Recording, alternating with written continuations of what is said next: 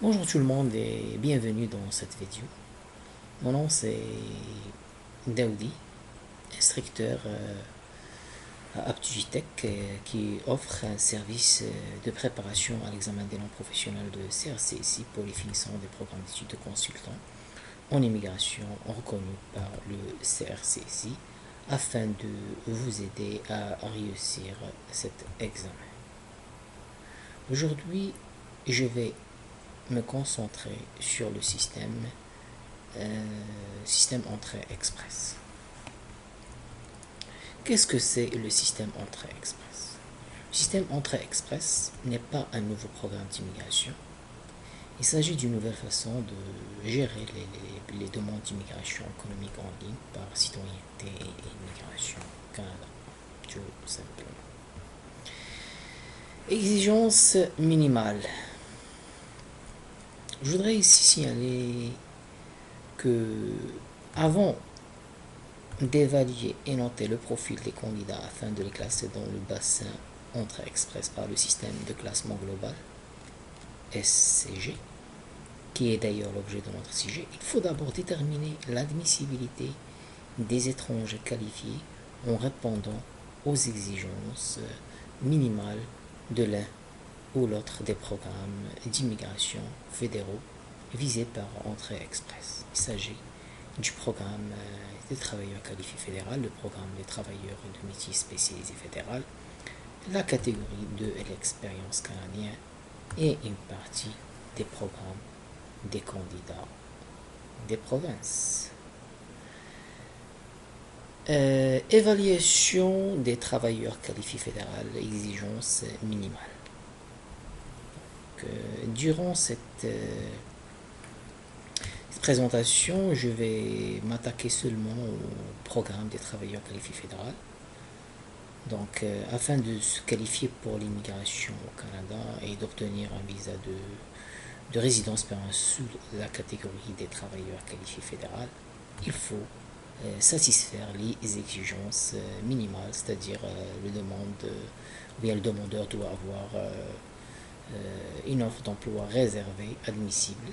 L'offre d'emploi doit être valide pour un emploi permanent à temps plein et non saisonnier dans une profession de compétences O, A ou bien B de la classification nationale des professions, ou est un étudiant étranger inscrit à un programme de doctorat au Canada, ou bien ayant obtenu un diplôme d'un programme de doctorat au Canada au cours des 12 derniers mois, ou être un travailleur qualifié qui a au moins une année d'expérience professionnelle continue rémunérée à temps plein ou une expérience équivalente à temps partiel continu au cours des 10 dernières années acquises dans un seul emploi du genre de compétence A ou O ou bien B.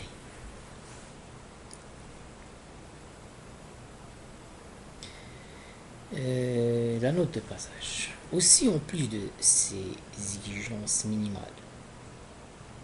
le travailleur doit obtenir la note de passage applicable à cette catégorie.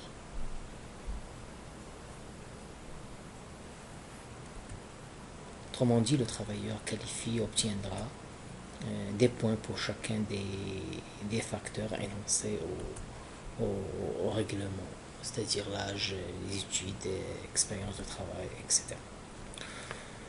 En plus, le travailleur qualifié ne doit pas être présumé non admissible.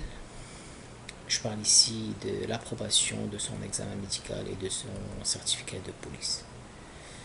Le total de points montre s'il est admissible au bassin d'entrée express. La note de passage est actuellement de 67 points d'une grille de 100 points. Donc, pour avoir plus de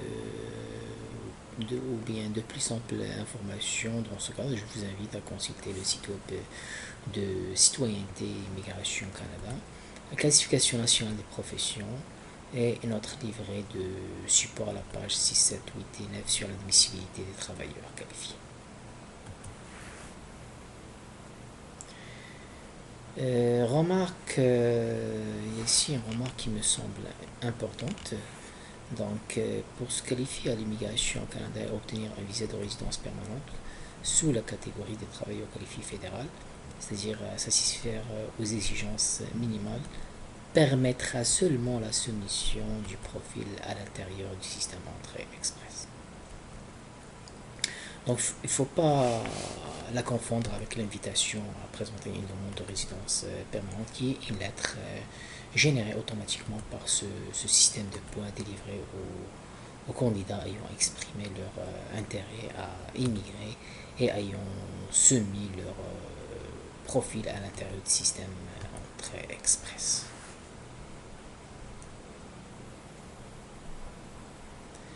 Donc, comme j'ai signalé avant, je me suis attaqué ici seulement au programme travailleurs qualifiés. Donc, c'est le même principe pour les autres programmes, avec bien sûr le respect des exigences minimales adaptées à ces programmes.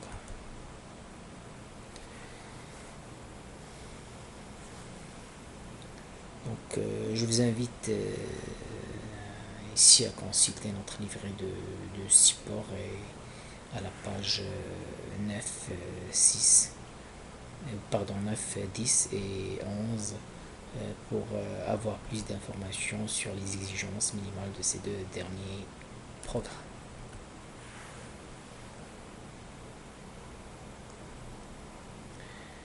Processus de demande de résidence permanente en 2 étapes. Donc effectivement on va voir ça dans 2 étapes. Première étape, créer un profil dans le cadre du nouveau programme Entrée Express, c'est-à-dire le nouveau système de gestion électronique. Les demandeurs de résidence permanente présentés devront dans une première étape créer un profil Entrée Express en ligne fournissant des renseignements sur leurs compétences, leur expérience professionnelle, leurs compétences sur le plan linguistique, leur niveau d'études et d'autres précisions supplémentaires.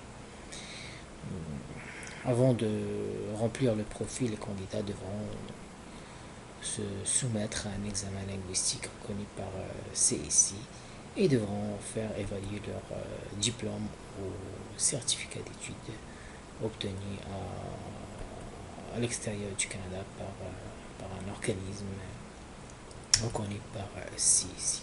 Si vous ne possédez pas déjà une offre d'emploi ou que vous n'avez pas été désigné par une province ou un territoire, vous devez vous inscrire au guichet d'emploi pour être admissible au bassin.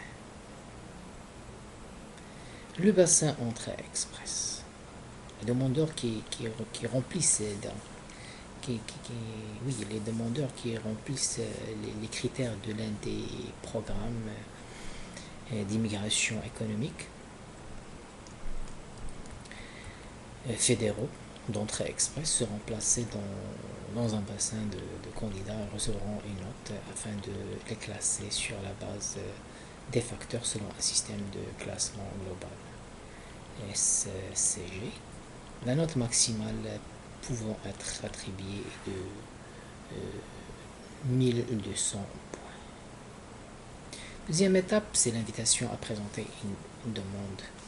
Donc les candidats ayant fait l'objet d'une étude d'impact sur le marché du travail favorable, c'est-à-dire ceux qui ont eu une offre d'emploi ou ayant reçu un certificat de désignation d'une province ou d'un territoire dans le cadre du programme des candidats de province, ainsi que les candidats ayant reçu les notes les plus élevées seront invités à présenter une demande de résidence permanente. Si votre demande est approuvée, l'agent vous délivrera votre confirmation de résidence permanente ou un visa de résidence permanente. Donc c'est la fin de notre vidéo. Je suis vraiment ravi de contribuer à cette présentation. J'espère que ça vous permettra de réviser et d'approfondir vos connaissances. La prochaine vidéo sera consacrée à des mises en situation du système Entrée Express avec des réponses à choix multiples avec bien sûr des réponses. Merci.